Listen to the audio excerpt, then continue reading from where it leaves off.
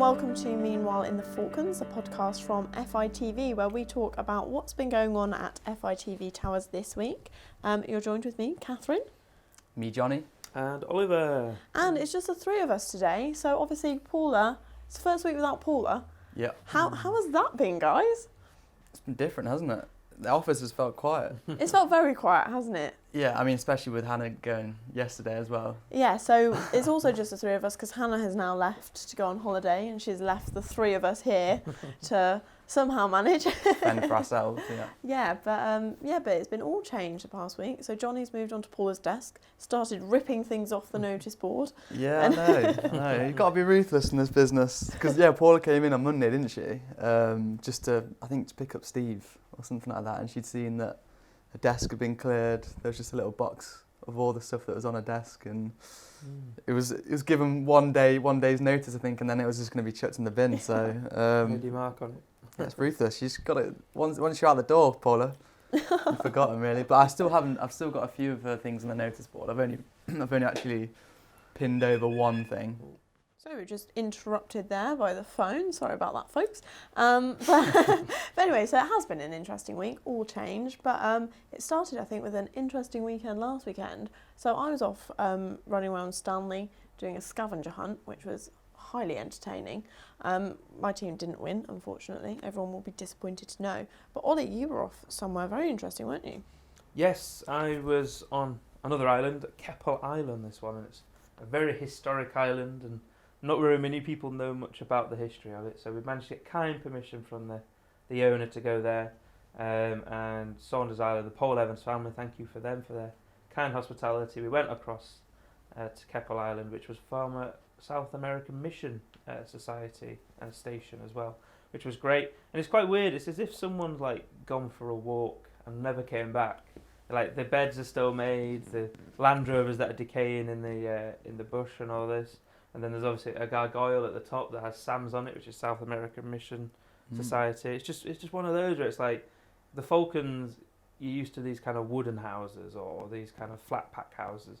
Whereas these are proper stone houses, and I've obviously been there for years, just left there, and nothing's happening. The last time someone actually lived there was 1992. So yeah, who was that? Was that Millers, I believe, because it used to be a farm. Yeah. And they got rid of all the sheep and stuff, and then it's just been left there to do nothing. But yeah, no, I appreciate if Lionel Fell's listening, thank you very much to the owner for the permission. We got some really nice footage. And it's become, like, sometimes, I don't know if you guys feel this, but when you get a story, you become a bit obsessed with it if you're really passionate about it. And that's definitely what I am at the moment. I've been sat in the libraries a couple of times, swatting up, reading as many books as I can. Just one of those little stories, little secret little nuggets about the Falklands that are not really publicised well, but it's just something that we can try and uncover, which is good. It's a really exciting time.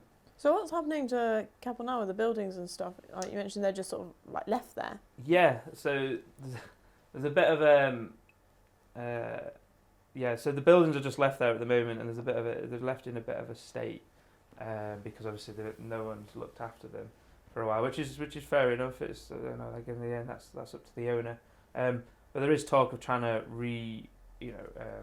revamp them and help them out and do building work and things on it. But that's a debate for another day, because it has been brought up in the historic building committee and etc. But yeah, at the moment it's very provisional, and it's good to see we managed to get on the island and actually get the footage that we needed, so which is good. And not many people have really been on the island, have they? No, I mean, like I said, since 1992 it's been uninhabited, and like I say, it's very. Yeah, it was good. Thank you for the permission, but yeah, it was not very many people have been on it, which was great. So are you trying to find people that have actually been to Keppel? Yeah, no, I am. It's so that's a good plug there. So if anyone is listening that knows much about Keppel Island, then do get in contact, because like I said, I'm getting quite obsessed with it, but I want to know as much as I can about it, the history, the heritage, what it was like when you lived there. There was a David Brown tractor, which is from Huddersfield, so that was quite a bit of a Yorkshire theme there. But yeah, no, it was great. But yeah, if anyone does know much about Keppel Island, then do get in contact. Awesome. So yeah, that was a very exciting weekend for Ollie, going to look at this different island. I mean, I'd never, when I came to the Falklands, obviously I knew that the Falklands existed and it was like 2 big islands, but I didn't realise how many islands there were here. Because there's is it like 700 odd outer islands? So many, yeah. Yeah, but I didn't realise there was that many different islands here, and the fact that there's so many, like obviously there's the ones that everyone goes and visits with the tourists accommodation on and things like that, like Sea Lion and Saunders. But there's so many like little islands and just tiny bits of land that people don't go to, and I think it's just crazy. It's mad. Some of these islands we've managed to get onto as well, and it's like you look at them and no one's touched them for ages. Like Saddle Island, for example, that's been like past since 2002. There's only been 2 recorded visits. Really? And it's just been left there to the point of you got sea lions swimming up to you, and that doesn't happen usually. They're usually quite scared. So, but it's just crazy. Like, but yeah, there's like 700 odd islands, isn't there? So. By the sounds of things though, with the tourism industry growing quite a lot within the agriculture, and farmers are sort of tapping into that a lot more, aren't they? And they've used this time with lack of international tourists, from what I've heard, to sort of build up their settlements to tourists and visitors in the coming years. It might mean that there'll be more things just popping up and more chances to go and see more of the islands, which is cool. Because obviously, Jonny, as well, you arrived here in winter, so it was right at the end of the trip ski, so you've not had a chance to go to any islands yet. No. Is there any that you've heard about that you really fancy going to? You're planning a trip in the summer? I haven't planned anything yet. I mean, just because I know that I was told that it wasn't really going to be possible since I've got here, but obviously I've heard good things about all the main ones that are quite a bit easier to get to and more accessible on the routes. But I mean, Olly's always talking about the islands because you're out and about on a lot of them, but they seem like they're all exclusive. So I don't know how easy they are. There's got to be a reason to get to those ones. But I mean, at the moment, I haven't planned anything yet, but I will definitely once the weather. I mean, the weather's really nice at the moment, but once the weather gets to a good point in the summer, I'll be planning some stuff. But I'm going to tap into you guys, your knowledge, because you've been about and just speak to local people and see what they say, really. Yeah. And also, you mentioned the weather is nice. Obviously, it's like midwinter now here in the Falklands, and other than that bit of snow we had, that I still find it mad that there was snow in May, June time. It has been really nice recently, and really calm, not so much wind, so it's perfect whale watching weather. Yeah. So I know we keep mentioning the whales, but me and we went out on, I think it was Monday afternoon. It was really quiet. Me and Tyrone, who you will see on the sofa this week, he has joined us for a few months. We went to look and see if we could see some whales, and again about 5 whales, so close in up near Cape Pembroke, and it's just crazy that you can see the wildlife that close. And obviously going to these islands, you can see like wildlife that you wouldn't expect to see in real life, just there. Yeah, definitely. And I mean, kind of linking to that slightly, but unexpected things that are just on our doorstep. Just yesterday and Wednesday there were some explosions, weren't there, just instantly, which I found kind of mad. I kind of had to pinch myself a little bit in the sense that I was sent out to film a controlled explosion in the middle of the town that we live in, which was to do with some unexploded ordnances that have been found on a area, like a plot of land that they're starting to build on, which is interesting. Yeah, it was proper breaking news for the Falklands, wasn't it? Seen a post on Facebook that the police posted saying that they'd found some unexploded ordnance, and they were going to be doing some controlled explosions on Wednesday. So I sort of ran down and tried to get a video of it, but a car parked in front of me right as they exploded it, so you can't see much of it. But then, the announcement that they'd found some more and they were doing some further explosions on Thursday. So you and Tyrone went to film that, and we spoke to Barry Thacker about it, about what they'd actually found. I wanted to have been the person operating the digger that found those. But it's still a little bit. I mean, there hasn't been that loads of information about it yet, has there? So no. There isn't a cause to worry for residents, it would seem, but it's still slightly unexplained about where they've come from. Yeah. I think no one sort of has fully come out and said, they're from like this period, for example. But the police are obviously reminding people, if they do see something that they think is suspicious, to stay away from it, don't go near it or anything, and just call the police. And if you let them know the location, then they'll go down and take a look, and it'll all be dealt with. So I don't know if you noticed when you saw the explosion that you saw, but we saw it before we could hear it. Yes, it's because of the sound. Yeah, the sound waves. Yeah, which is just I mean, it's just one of those things where you don't really think about until you see it, and it's like, whoa. Yeah, it's the same when the big planes go over and the A400 and stuff, and you hear the noise. You're like, what was that? But the plane has already disappeared into the distance, or you see the plane, and then a few seconds later you hear it. It's really, really odd, isn't it? 'Cause that's the thing. I heard the explosion, thought, oh, okay, well, film it now. But then I didn't realise it already happened, and that's why the car didn't get it, because the car was in front, and I only realised afterwards. But well, I mean, because you've been doing the demining series. Yeah. And it was the final episode coming out on this week's show, isn't it? Yes, it was to talk about the deminers that have stayed in the Falklands. Because I thought, you chop down the final demining sign, but it doesn't mean that that's the project finished.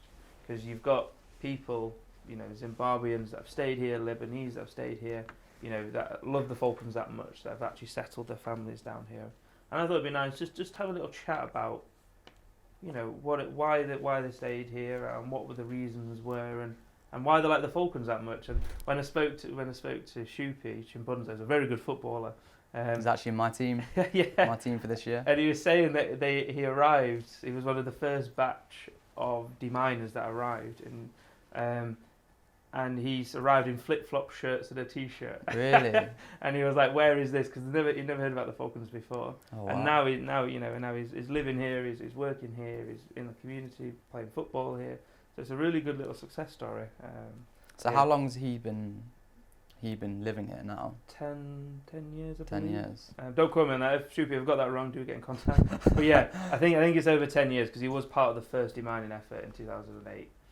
When they first arrived, phase 1, but I just found it quite fascinating, just how some deminers have stayed here. And did he quickly have to buy some walking socks and a big warm coat then? What was the transition from flip flops to actually getting out off the plane and realising that it's not quite? No, not quite. But it was fascinating tropical. Because I spoke to, there's not just Shupi, but there's a few others as well. Then they were talking about, like, before they arrived here, they were demining in, I don't know, other countries that are currently a war zone. Then you come here to the Falklands, where the big battle was the weather. So it was quite fascinating insight. But yeah, that's the final part of the demining series done. Oh, that's interesting. Yeah, it's been a very interesting series. So obviously that's on the show this week. But you guys keep mentioning football, so it's time for me to switch off and not say anything while you talk about what is this about football in your team. What is this for, Jonny? Oh right, yeah. So. Well, you mentioned Shupi, and Shupi's in my... Well, the Stanley Services, they've just launched a football league. They've done it before, so Ollie's the man, really, to talk about the previous ones, because I've obviously only been here for a couple of months now. But the newest instalment of the league started yesterday, so that will be Thursday night, whenever anyone's listening to this. And the curtain raiser was... my team, the Bull Rings, playing against... I actually don't know the team that we played against, their names, but we were the first... It's just not important, is it? We were the first game of the season. Doesn't really matter. We were the first game of the season, and we came out with a win, 3-2. So we were top of the league for 5 minutes. Nice. But I mean, it's quite funny, because obviously, we live together as well, and obviously you've been going around the house pretending to be like goal scoring and cheering and all that. So it's quite an exciting time for... No, it's quite good. a lot of people, and basically it's 80 people, I believe, 80 players that have put the names forward. There's loads of teams. Yeah, and basically it's a weekly tournament, a weekly round robin, and the winner wins the trophy at the end of it, which is I think in August or September time. But yeah, just a nice opportunity for people to get active during the winter, and just keep themselves busy. But it's not just men, there's also ladies that also play in the league, so it's an open league, which is good. Like a former FITV member, Michelle Winard, plays, which is a very, very good player. But yeah, it's just an opportunity for people to get active during the winter, so they're not staying indoors. There was a bit of a crowd as well. Yeah. Like watching. I don't know if that's because it was the first week, and I'm guessing it won't be every game. Maybe they just turn out to see the Bull Rings. I don't know. Well, there's quite a lot, and then because obviously there's the hockey season going on as well. Yeah, there is. So there's quite a few sports going on, which is good. It's always funny at the Leisure Centre, because there's obviously the main hall, sports hall, which most of the leagues or sports take place and are hosting that hall, and it's such a quick turnaround from. So before the football was on, there was some ball hockey being played, and you literally have like a minute where they all just clear out, and then the football just starts again, and there's just got a completely different load of people just all playing different sports. But I always find it quite funny, just like the transition is always rapid, but it's just always rammed in the leisure centre. There's always stuff going on, and that's good, especially during the winter time. But obviously, so my weekend's stocked with playing my first game on Sunday. Yeah. But Katharyn, I know we've had our minute now football talk, but we'll bring you in for the you've got something exciting this Friday, haven't you? For this afternoon, for the judging of the exhibition or something. Oh yeah, so each year both the schools, they have these exhibitions called the Sue Whitley Memorial Exhibition. I believe she was an art teacher in the Falklands, and she was unfortunately killed during the 1982 conflict. So they have these memorial exhibitions sort of in her name. So on Monday coming up, we've got the Sue Whitley exhibition at Fix, the high school, and they're doing some sort of demonstrations and workshops with people, but also IJS, the junior school, has their exhibition on over the weekend, so I was going to go to that, but we're actually going on Friday evening where they'll be judging the art, so that'll be nice. So that'll be in the show next week, so it's all the children's art that they've done. Oh, nice. So yeah, that'd be really nice to see. What type of art is it? Because obviously you've been getting involved with a variety of art, like watercolours, photography, etc. What type of art is the exhibition? It's just all the artwork that the children have done at the schools over the past year. So I mean, I've not been to the exhibition yet, so I will find out when I go tonight. So it's not like a specific like. It's not a category. Oh, okay. Oh no. It's just the artwork that the children have been doing over the past year. So it's just like school children doing that artwork. So it's not. I don't think it gets too specific in junior school. But anyway, we will find out this evening. So that will be fun. See some budding artists. But some then, budding Richard Cockwells. Then looking into next week, obviously we've got Farmers Week going on, which is organised by the Rural Business Association. There we go, that's a mouthful. So there's a load of talks and events happening at the town hall. It starts with the expo on Sunday, which you're going to, aren't you, Jonny? And Olly. So you're both going to the expo where all the local businesses have their stands and stuff, and then we're going to sort of try and head down to a few of the talks next week and see what's going on. So it's going to be quite a full-on week, I think. Busy week. Well, this is a first for all of us. Because last year, when it was basically at this time, it was me and Hannah, and it was the COVID pandemic, so everything was shut down. It still is the COVID pandemic, but here everything was shut down. So this will be a first for me as well. So this will be interesting. It'll be good.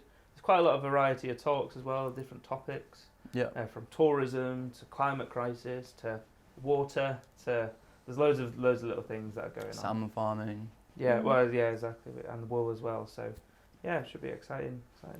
No, it'd be good. It's a chance for lots of members who live out in camp to meet up in Stanley and basically have their annual catch-ups. I think that's kind of the very generic, general description that's been given to me. But apparently it's really useful week for lots of them and people in Stanley as well, just to catch up and get the information and updates from what's been going on in the past year. So we'll be around all week really, won't we? So that will be very exciting, very busy week next week. We've got a lot on.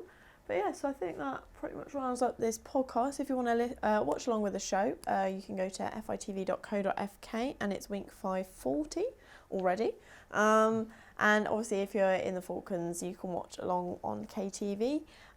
You can also listen to our other podcast, FITV's News Roundup, which is on Spotify and SoundCloud. And if you're listening to this podcast, you know where to find it. So if you want to get in touch with us as well, just email news@fitv.co.fk and we will see you next week. See ya. Bye.